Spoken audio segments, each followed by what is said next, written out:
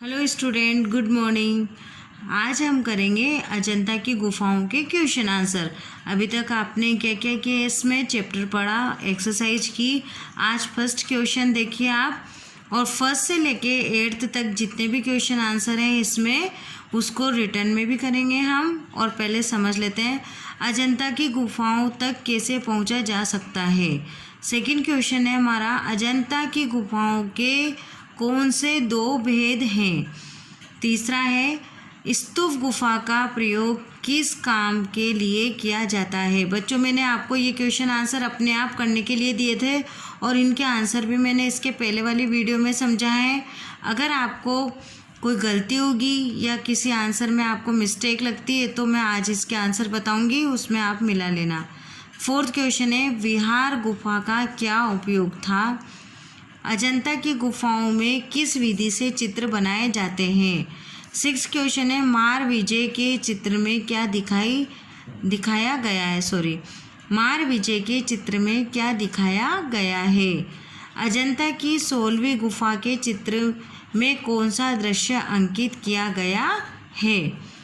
अब है last question, Ajanta की गुफाओं के चित्रों को देखकर कलाकारों के बारे में क्या पता चलता है। अब हम करते हैं इनके आंसर। तो हमारा फर्स्ट क्वेश्चन था, अजंता की गुफाओं तक कैसे पहुंचा जा सकता है। अब देखिए इसका आंसर, आपने भी शायद यही लिखा होगा, जलगांव, औरंगाबाद अथवा पहुर नामक स्टेशन पर उतरकर फरदापुर नामक ग्राम तक जाना पड़ता है।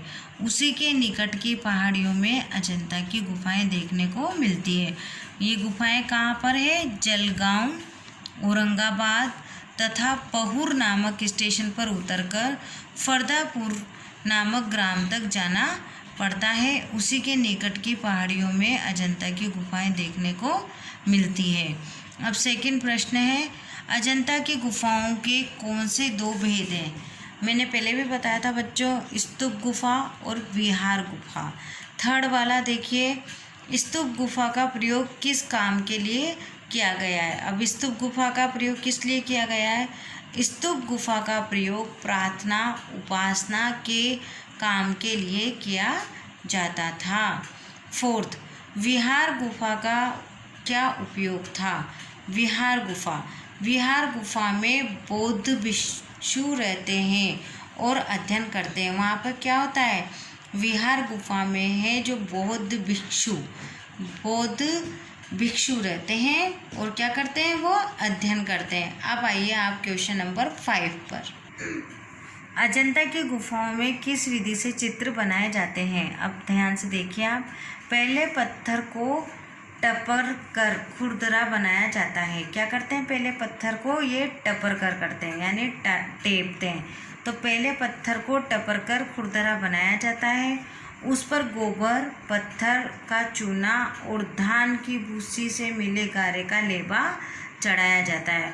फिर उस पर क्या करा जाता है, गोबर, पत्थर का चूना जो रहता है, पत्थर का चूना और धान की भूसी से मिला गारे का लेबा चढ़ाया जाता है। इस लेबे को चूने में प्लस्तर से ढका जाता है और जो ये लेप बन जाता है, यानी कि जो ये पेस्ट बन जाता है, उसको चूने के प्लस्तर से ढका जाता है।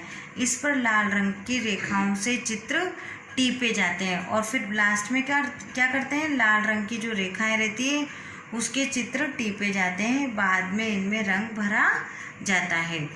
अब पढ़िए आप क्वेश्चन नंबर 6। मार विजय के चित्रों में क्या दिखाया गया है। मार विजय के चित्र में लोभ, कामदेव और शैतान की सेना भगवान बुद्ध को घेरे हुए दर्शाई गई है। अनेक कामनियाँ स्त्रियाँ भगवान बुद्ध को विचलित करने का प्रयास करती हुई भी दिखाई गई है। जो कामनियाँ स्त्रियाँ हैं, भगवान बुद्ध का ध्यान विचलित करने का प्रयास करती हुई दिखाई गई है। अब आते हैं हम क्वेश्चन नंबर 7 पर। अजंता की 16वीं गुफा के चित्र में कौन सा दृश्य अंकित किया गया है। अब देखिए 16वीं गुफा में कौन सा चित्र अंकित किया गया है। इसमें भगवान बुद्ध का गृह त्याग, जब भगवान बुद्ध अपने घर का त्याग करते हैं तो वो दृश्य अंकित किया गया है। इसमें यशोधरा के साथ शिशु राहुल सोया हुआ है। 8th क्वेश्चन देखिए बच्चों। अजंता की गुफाओं के चित्रों को देखकर कलाकारों के बारे में क्या पता चलता है?